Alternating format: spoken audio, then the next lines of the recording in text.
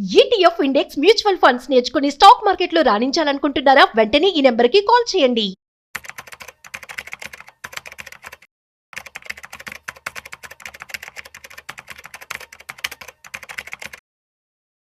Hello అండి, నమస్తే. నమస్తే అండి. సో ఎఫ్డీతో పోలిస్తే మనకి నార్మల్గా బాండ్స్ ఎక్కువగా మంచి రిటర్న్స్ ఇస్తాయి, బాండ్స్లో ఇన్వెస్ట్ చేస్తే అని అంటుంటారు. నిజంగానే ఇది కరెక్ట్ అంటారా? అండ్ ఒకవేళ అంటే బాండ్స్లో నిజంగానే మనం ఇన్వెస్ట్ చేయాలి అని అనుకుంటే ఎలాంటి విషయాలు మనం దృష్టిలో పెట్టుకొని ఇన్వెస్ట్ చేయాలంటారు అసలు యాక్చువల్లీ? వెరీ అంటే చాలామందికి కామన్గా వచ్చే డౌట్ అనమాట.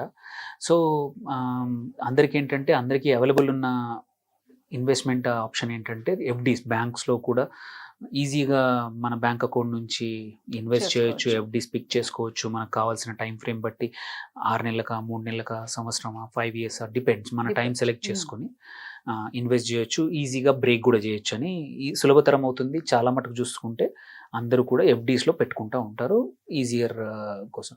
అండ్ మీరు రిటర్న్స్ చూసుకున్నా సరే మ్యాక్సిమం ఇవాళ 8% మ్యాక్సిమం ఉన్నాయి. Most of them 5 to 7, 8.5 time టెన్యూర్ని బట్టి. యూజువల్లీ లాంగర్ పీరియడ్స్కి కొంచెం బెటర్ ఇంట్రెస్ట్ రేట్స్ ఉంటాయి, షార్టర్ పీరియడ్ తక్కువ ఉంటాయి. అండ్ ఇంకొకటి ఏంటంటే ఎఫ్డీలో కొంచెం సీనియర్ సిటిజన్స్ అయితే ఒక 0.25% నుంచి 0.5% అదనంగా కూడా రిటర్న్స్ వస్తాయి, అంటే ఇంట్రెస్ట్ వస్తుంది మనకి బ్యాంకుల్లో. ఇంకో అడ్వాంటేజ్ ఏంటంటే బ్యాంకుల్లో ఎఫ్డీలో పెడితే ఏంటంటే 5 లక్షల వరకు డిఐజిసిసి ఎవరైతే డిపాజిట్ ఇన్సూరెన్స్ గవర్నమెంట్ ఏదైతే కార్పొరేషన్ ఉందో దాని ద్వారా 5 లక్షల వరకు ఇన్షూర్ చేయబడతాయి. అంటే బ్యాంక్ మునిగిపోయినా కానీ మనకి 5 లక్షల వరకు అయితే ఎటువంటి ఇబ్బంది లేకుండా మన డబ్బులు మనకి సేఫ్ ఉంటాయి. సో రిస్క్ తక్కువ అనమాట ఎఫ్డీస్లో. అండ్ లిక్విడిటీ అంటే ఎప్పుడంటే అప్పుడు కావాలనే యాక్సెస్ కూడా ఈజీగానే ఉంటుంది. మీరు కాకపోతే ఏంటంటే మనం అనుకున్న టైం కన్నా లెట్స్ సే మనం 1 year ఎఫ్డీ పెట్టాము, బట్ 3 నెలల్లో మనం విత్డ్రా చేయాలనుకుంటే 1% ఇంట్రెస్ట్ పెనాల్టీ ఉంటుంది. సో అది కాకపోతే లిక్విడిటీ మాత్రం ఉంటుంది. జనరల్గా మనం ఎప్పుడు కావాలంటే అప్పుడు బ్రేక్ చేసే అవకాశం ఉంటుంది. With in a day or same day డబ్బులు వచ్చేస్తాయి మనకి. అండ్ ఇంపార్టెంట్ ఏంటంటే ట్యాక్సేషన్ ఇంపార్టెంట్. ఎవరైనా మనం పెట్టేప్పుడు ఎఫ్డీలో ఇంట్రెస్ట్ అబ్జల్యూట్గా ట్యాక్స్ పడుతుంది. మీరు ఏ బ్రాకెట్లో ఉన్నారో ఆ బ్రాకెట్లో కొంచెం కాకపోతే కొంచెం ఎలిజిబిలిటీ ఉంది. 20,000 వరకు ట్యాక్స్ ఎగ్జెంప్షన్ ఉంది, బట్ అది కొత్త ట్యాక్స్ రెజీమ్లో అది కూడా లేదు. సో ఇట్ ఈస్ మీరు 20% బ్రాకెట్, 10% బ్రాకెట్, ఏ బ్రాకెట్లో ఉన్నారో అంత బ్రాకెట్లో ఉన్న ఇన్కమ్ మీద యాడ్ అవుతుంది అన్నమాట. So then question to bonds మంచివి అని ఎవరైతే అనుకుంటారో, ఎస్ జనరల్గా bonds depends on the kind of bond. మన ఎఫ్డి కన్నా కొంచెం ఎక్కువగా రిటర్న్స్ వస్తాయి. ఎఫ్డి 6% ఉంటే మోస్ట్ ఆఫ్ ద బాండ్స్ 6 నుంచి 7.5 వరకు గవర్నమెంట్ బాండ్స్. కొన్ని ప్రైవేట్ బాండ్స్, కార్పొరేట్ బాండ్స్ కానీ అవి చూసుకుంటే ఈవెన్ 10, 11, 12% వరకు కూడా వెళ్ళొచ్చు. డిపెండ్స్ ఆన్ ద ఏవైతే ఇష్యూ చేస్తున్న కంపెనీ ఉంది కాబట్టి దాని యొక్క ఫైనాన్షియల్స్ని బట్టి, వాటికి ఉన్న క్రెడిట్ రేటింగ్ని బట్టి, AAA మైనసా, AM అనేసా, BBA, credit agencies రకరకాల బాండ్స్కి ఒక కంపెనీ ద్వారా ఇష్యూ అయ్యే బాండ్స్కి రేటింగ్ అనౌన్స్ చేస్తాయి. రేటింగ్స్ ఏంటంటే ఆ బాండ్స్ సెక్యూర్డ్ బాండ్స్లో జనరల్గా కొంచెం ఇంట్రెస్ట్ రేట్ తక్కువ వస్తుంది. మేబీ 8-9 మధ్యలో వస్తుంది సెక్యూర్డ్ కాబట్టి. బికాజ్ ఫస్ట్ ఆ కంపెనీ ఏమైనా కానీ ఫస్ట్ నీకు డబ్బులు ఈ సెక్యూర్డ్ బాండ్ వాళ్ళకి ఇస్తారు. ఎక్కడైతే సెక్యూర్డ్ కాకుండా అన్సెక్యూర్డ్ బాండ్స్ ఉంటాయి, అంటే అన్సెక్యూర్డ్ అంటే కంపెనీ మునిగిపోతే నీ డబ్బులు పోయే అవకాశాలు ఉన్నాయి. సో అందుకే అన్సెక్యూర్డ్. అలాంటి చోట నీకు ఒక 1 or 2% ఎక్స్ట్రా వచ్చే అవకాశాలు ఉన్నాయి. సో ఇట్ ఆల్ డిపెండ్స్ అనమాట. బాండ్స్ జనరిక్గా మంచివా అంటే చెప్పలేము. కొన్ని మాత్రం ఎక్కువ ఇంట్రెస్ట్ వస్తాయి. కొన్ని గవర్నమెంట్ బాండ్స్ ఉంటాయి, పబ్లిక్ సెక్టర్ బాండ్స్ ఉంటాయి. లైక్ మనం చూసాము తెలంగాణ గవర్నమెంట్ కానీ, ఆంధ్ర గవర్నమెంట్ ఇంతకుముందు అమరావతి బాండ్స్ అని, యూపీ గవర్నమెంట్, అవన్నీ కూడా యూజువల్లీ బెటర్. అంటే మన బ్యాంక్ ఎఫ్డి కన్నా ఒక 1 or 2% బెటర్ రిటర్న్స్ వచ్చే అవకాశాలు. అలాగే కొన్ని స్టేట్ బ్యాంక్స్, స్టేట్ కార్పొరేషన్స్ అవి కూడా బాండ్స్ రిలీజ్ చేస్తూ ఉంటాయి. వన్ ఇంపార్టెంట్ థింగ్ ఏంటంటే ప్రతిసారి ఎస్పెషల్లీ గవర్నమెంట్ బాండ్స్లో ప్రైమరీ సేల్ అంటే బాండ్ ఇష్యూ అయినప్పుడు ఓన్లీ ఇన్స్టిట్యూషన్స్కి ఉంటాయి. అంటే బ్యాంక్స్ కానీ పెద్ద పెద్ద ఇన్స్టిట్యూషన్సే కొనగలుగుతాయి. మనలాగా రీటైల్ ఇన్వెస్టర్స్ యూజువల్లీ ప్రైమరీగా దొరక్కపోవచ్చు. కాకపోతే సెకండరీ మార్కెట్ అనేది హ్యూజ్ ఉంటుంది. అంటే సెకండరీ మార్కెట్ అంటే మన డీమ్యాట్లోనే మనం బాండ్స్ని కొనుక్కోవచ్చు. ఇవి వచ్చేసి మనం వెతుక్కోవచ్చు. ఎన్ని సంవత్సరాల కాల పరిమితి ఉంది, 2 సంవత్సరాల, 3 సంవత్సరాలు, అంటే బాండ్ పేరులోనే ఉంటుంది. 2029, 2027, అండ్ ఆల్సో ఫేస్ వాల్యూ ఎంత, అండ్ ఆల్సో ఇంట్రెస్ట్ రేట్ ఎంత.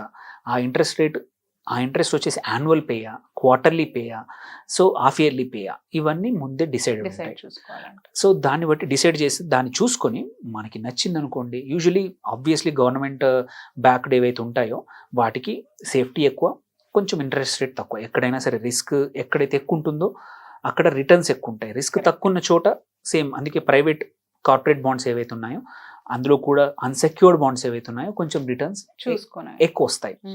సో మన సెకండరీ బాండ్స్ నేను ఏదైతే అన్నానో అవి ఎప్పుడు కూడా అవైలబుల్ ఉంటాయి. సో మీ డిమాట్ అకౌంట్ ద్వారా కొనొచ్చు. సో మీ అడ్వైజర్ని చెప్తారు ఆ రోజు ఎంత ఈల్డ్ అంటే ఎంత వరకు. యూజువల్లీ ఏమవుతుందంటే మన ఇంట్రెస్ట్ ఏదైతే ఉందో అక్యుములేట్ అవుతుంది. లెట్సే ఒక యాన్యువల్ బాండ్ ఉంది, ప్రతి సంవత్సరం వచ్చేసి జూన్ 1కి ఎగ్జాంపుల్ ఇంట్రెస్ట్ ఇస్తుంది అనుకోండి. మనము జూన్ 1కే కొంటే దాని ఫేస్ వాల్యూ అంటే సపోజ్ అది 10 లక్షల బాండ్ అనుకో 10 లక్షలకే దొరుకుద్ది సెకండరీ మార్కెట్లో. అలా కాకుండా జూన్ 1కి కాకుండా లెట్సే మనము డిసెంబర్ 1కి కొంటున్నాం అంటే 6 నెలలు దగ్గర ఇంట్రెస్ట్ యాడ్ అయింది.